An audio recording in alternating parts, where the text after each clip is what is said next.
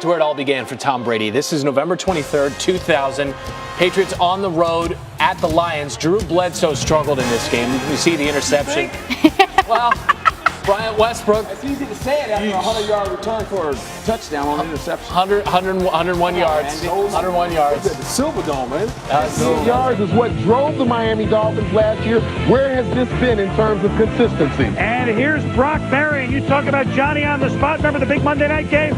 He could go all the way. A rarity, a 100-yard interception return. Wow. 34-7. Miami wins it. That's how it was printed all week. David Carr had been picked off 97 passes. But Artrell Hawkins, oh my goodness, 2 yards deep in the end zone. He could go and step out of that. No, he could go all the way. 102 yards. Texans challenge. Bengals, they figure, geez, they're due, aren't they? Well, he's not out here, and you can't tell from that angle right there. You take a look at it from the reverse.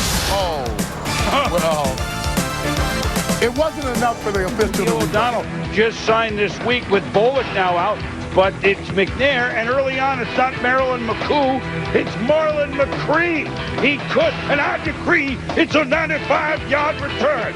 And with McCree, his game tied and kicked. This was a game of... You don't want to have it happen if you're a Ravens fan. Garcia. Ed Reed, interception. And Ed Reed takes it out of the end zone. 103 yards. Ray Lewis reaches out and grabs Steve Hyde, number 82. I don't care. He's got to make it. It was a day that the Packer fans certainly would enjoy.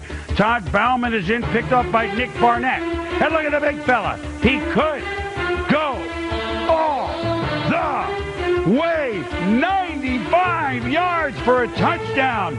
So the Saints actually led 3-0.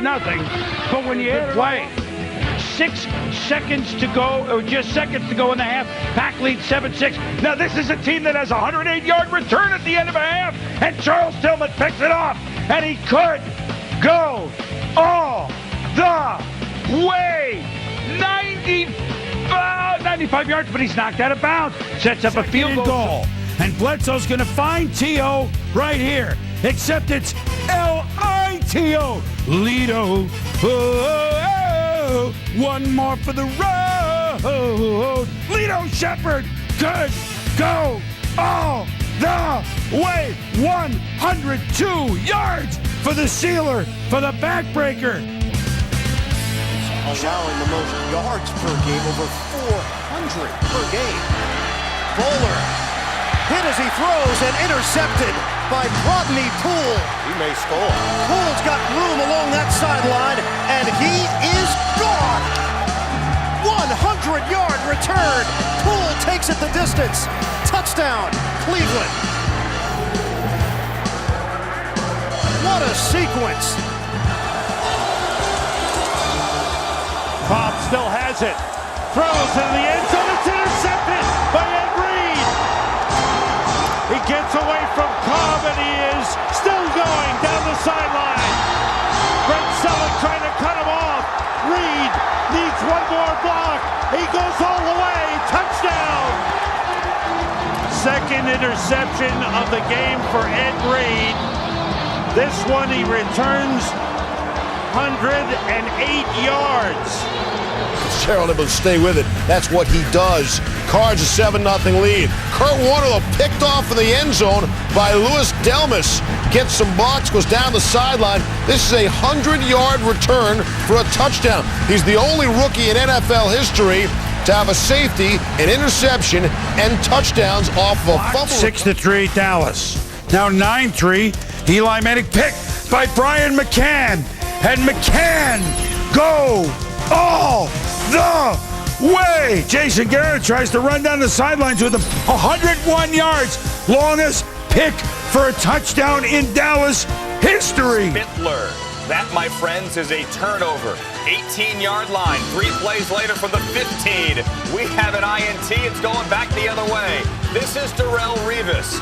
He has some blockers. This is the longest INT return this season, 100 yards. And how often does Darrelle Revis have an opportunity to actually look back to the quarterback and see the ball coming his way without having to turn his head at the last second? See, he sees it clearly all the way. PI or no PI? You know, the way Stafford, end zone throw was intercepted. Another Cardinal takeaway. Greg Fuller. He might go. He could go. He did go. Touchdown. 102 yards from one end zone to the other. And then it's Jeff Toole to Smith. When you see that ball in one hand, when your defensive back, he knows what he's doing. Now, come on, make me proud. Right? Making you proud. Now, right there. How you gonna try to tackle a man in the end zone? Interception of the season. He does not complain. He just gets it done. Looking for Keenan Allen, but look who steps in front. Janoris Jenkins. 21 reasons. The only thing that I don't like about this, he's holding that ball too firm. Put that thing in one hand. Man, let the band fire up. 5 pick sixes in his first 3 years. Ties Kenny Houston for the most. Amendola, Chandler, and Keyshawn White. And Brady has it intercepted, and that's Malcolm Jenkins on his feet to the 20, the 25, crossing midfield. Malcolm Jenkins will go the distance for a touchdown. No penalty flags on the field. into the teeth of the defense. And Brady tried to thread it through double coverage. I think that ball was tipped by Walter Thurman, number 26.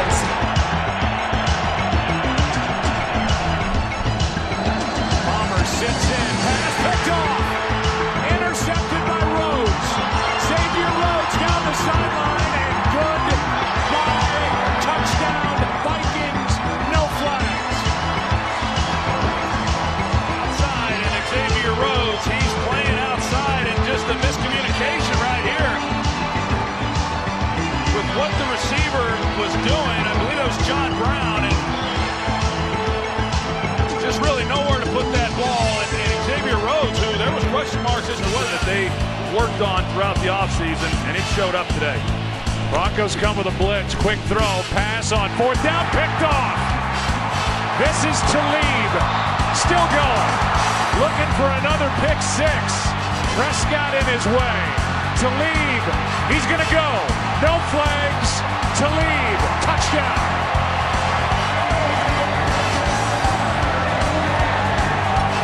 The 10th of his career. He can play. Oh, he can play. He's one of the smartest corners in football. And Vance Joseph was just telling us that he said, well, he can't run like he used to, but he studies the game and he's still effective because he's so smart. All right, I gotta show you what happened on the final play of the game between the Jets and the Broncos. Watch this. A pick in about midway through the end zone. So let's call it 5 yards deep in the end zone. Marcus May breaks a tackle, has some speed, getting towards midfield. Time has run out, and the game is over. The Jets have won. Marcus May going in for the pick six from 105 yards, but down at the 1 yard line. We're looking it up right now. We think this might be the longest non-touchdown in NFL history. It's about 104 yards, give or take, wherever they call him making the interception in the end zone, and it didn't go into the end zone. Along with San Francisco. Poyer fakes the handoff. Poyer throws, intercepted. It's picked off by Minka Fitzpatrick, and Fitzpatrick is going to go all the way. What a play! 96 yards, touchdown, Pittsburgh. With 6 different receivers, and this time he lost runners, picked off at the goal line. That's Buda Baker. Buda Baker out in front. Can Metcalf track him down? Can he chase him down? And he does to save a touchdown. Ryan is the running back. Fake it to him. Burrow has a target. Sight, it's stolen. It's stolen by. Then Denzel Ward, who cuts back at the 40, and he may be going the distance. A full 100 yards to glory. Wow, what a great call by you right there, too. That was amazing. Chase on the right. It's going to go in and back out. How about Denzel Ward? Missed last week with a hamstring. No signs of it now. Oh, touchdown. Again, quick tempo. And picked off at the 1-yard line. That is Watson out in front. Steve to protect him as well. All the way for the touchdown. On Tyreek Hill. Did a pretty good job against DK Metcalf. I know he gave him 1 touchdown. On 3rd and goal to the end zone, picked off on the deflection. Giants with their second takeaway. It's Pinnock. Jason Pinnock, 102 yards for the Giants' first touchdown in the first half. This season it comes from their defense. Instead, the Giants capitalize the deflection. Loyal Karake and then Jason Pinnock takes it all the way back.